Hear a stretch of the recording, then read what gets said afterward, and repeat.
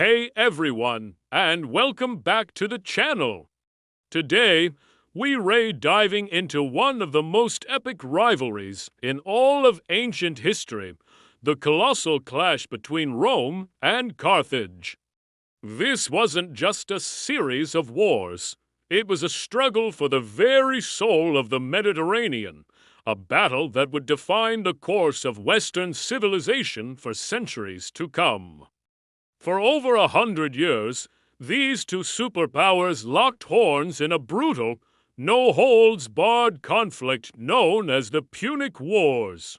So grab your popcorn, because this story has everything: brilliant generals, daring strategies, devastating betrayals, and a scale of conflict that's almost hard to imagine. Before we get to the fighting, let's set the stage. Picture the Mediterranean around to 64 BC. In one corner, you have the Roman Republic. At this point, Rome wasn't the sprawling empire we often think of. It was a rising power, a republic built on discipline, military might, and an insatiable ambition.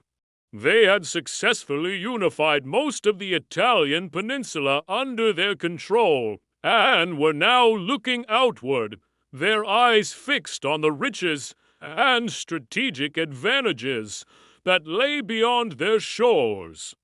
The Roman army, the legion, was becoming the most formidable fighting force of its time, a well-oiled machine of citizen soldiers. In the other corner, we have Carthage. Located in modern-day Tunisia, Carthage was the undisputed queen of the sea. Their influence stretched across North Africa, Spain, and the islands of the Western Mediterranean. Unlike Rome's citizen army, Carthage relied heavily on a powerful navy and armies of skilled mercenaries drawn from all corners of their empire. Their strength was in trade, wealth, and naval supremacy.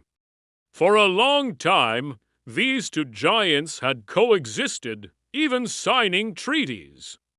But as Rome's power grew, a collision was inevitable. The flashpoint? The island of Sicily. Sicily was the jewel of the Mediterranean, a fertile, wealthy island perfectly positioned between Italy and North Africa. Both Rome and Carthage had interests there, and a messy local dispute in the city of Messana provided the spark. Rome, invited by one faction, sent troops across the strait. Carthage, allied with another, saw this as a direct challenge to their backyard. And so, into 60 for BC, the First Punic War began. This first conflict was primarily a naval war, which was a huge problem for Rome. Why? They didn't really have a navy to speak of. The Carthaginians were masters of the sea, their fleets dominating the waves.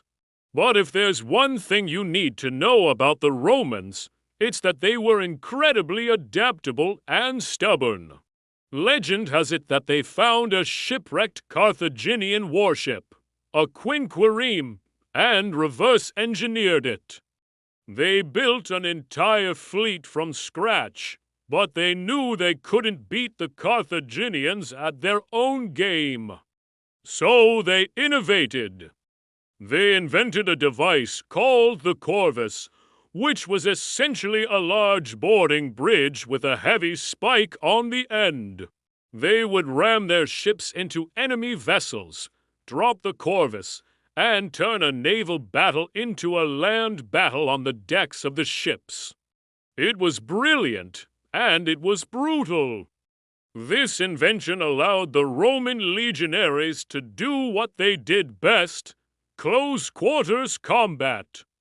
After more than 20 years of grueling warfare, immense losses of ships, and men on both sides, Rome emerged victorious. Carthage was forced to give up Sicily and pay a massive war indemnity. The first round went to Rome, but the rivalry was far from over. The peace was fragile. Carthage, humiliated and financially ruined, was seething.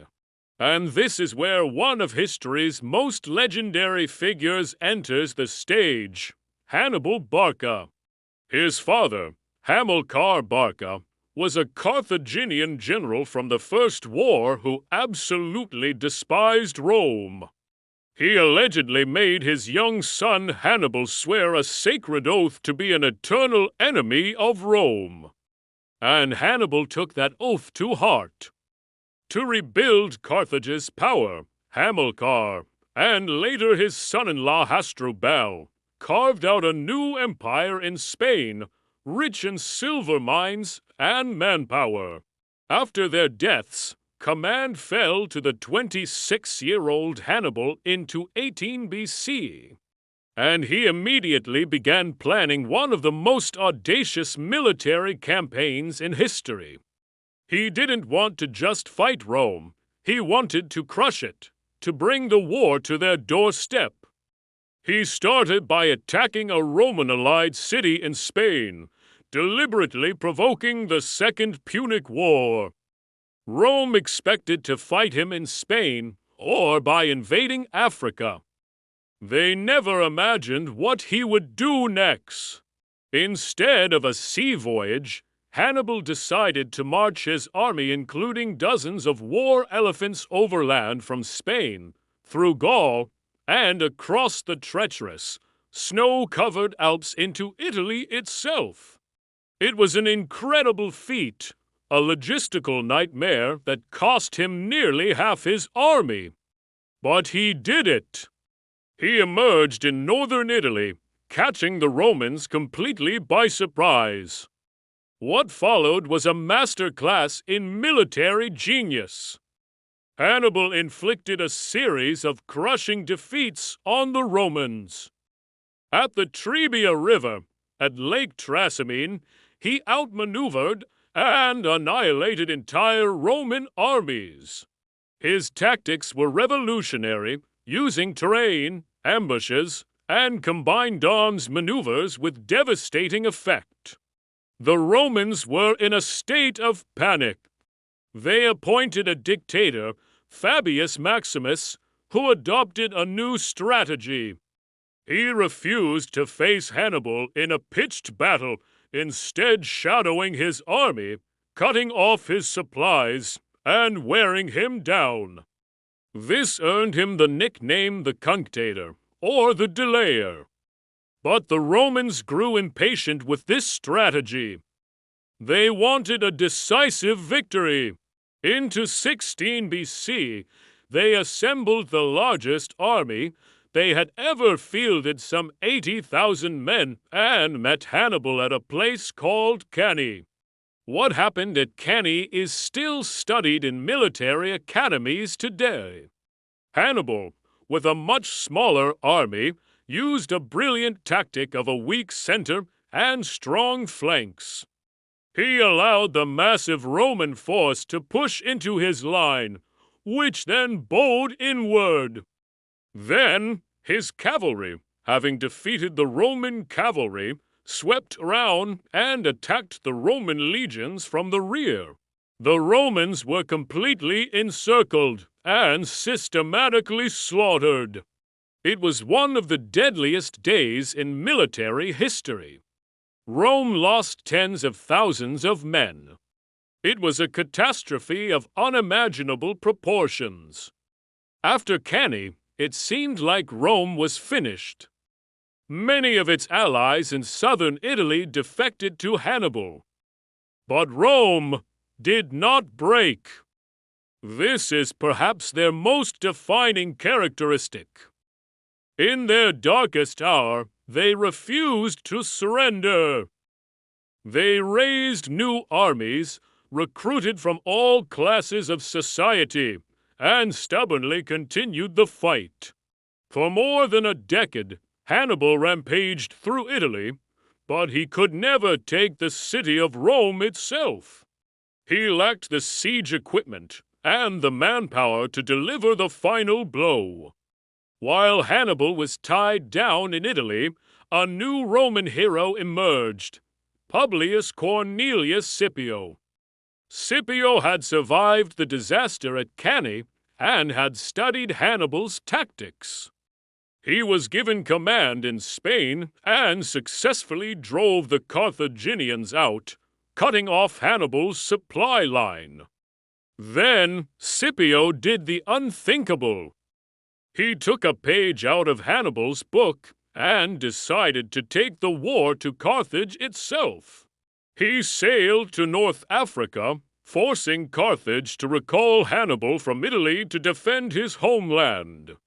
The final showdown came in 200 BC on the plains of Zama. It was the clash of the titans we had all been waiting for, Scipio versus Hannibal. This time, Scipio had learned from Hannibal's past victories. He figured out how to counter the war elephants and used his superior cavalry to mimic Hannibal's own tactics from Cannae.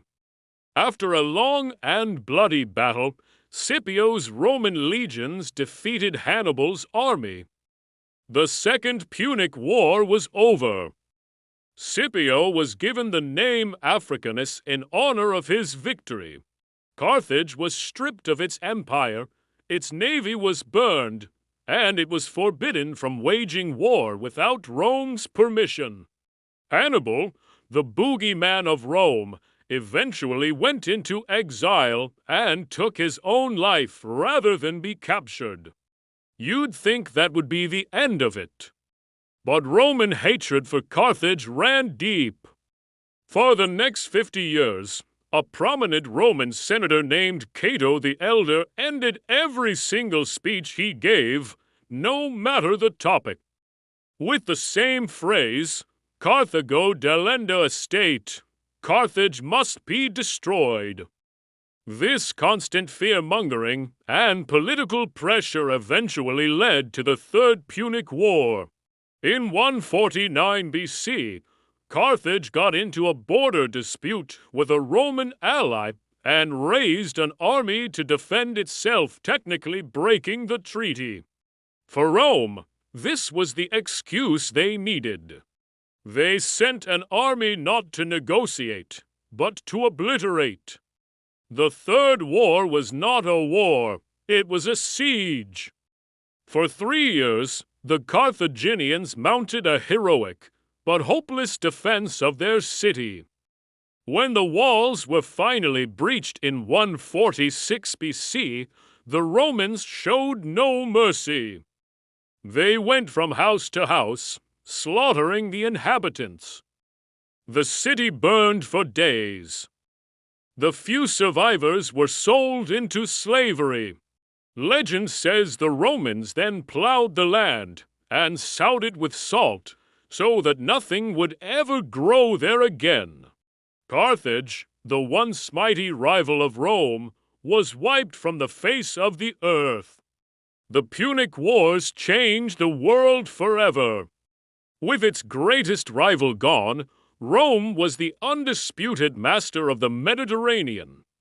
This victory set them on the path from a republic to an empire, a path that would shape the next 500 years of history.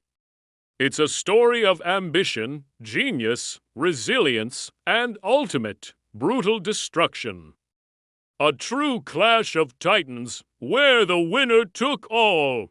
What do you think?